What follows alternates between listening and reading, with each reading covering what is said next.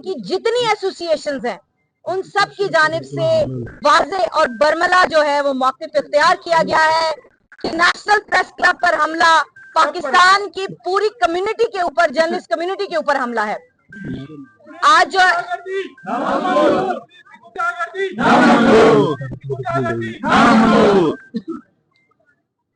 जिंदा है सहाफ़ी, जिंदा है, जिंदा है सहाफ़ी, जिंदा है, जेलों में जाके, जिंदा है, जेलों में जाके, जिंदा है, कोड़े खा के, जिंदा है, ये भूखे रह के, जिंदा है, ये भूखे रह के, जिंदा है, असूम सके, जिंदा है, असूम सके, जिंदा है।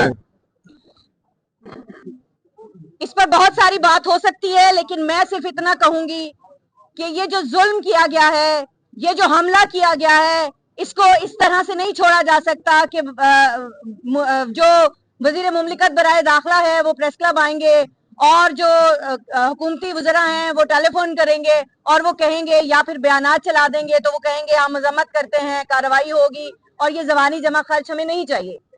क्या फैसला किया गया है क़यादत की तरफ से, यकीनन वो क़यादत बताएगी, लेकिन यहाँ पर अभी मैं इस वक्त दावत दूंगी। हमारे साथ इस वक्त मौजूद हैं Rawalpindi Islamabad union of journalist के सदर तारिक विर्क साहब कि वो इस बात को आगे बढ़ाएं।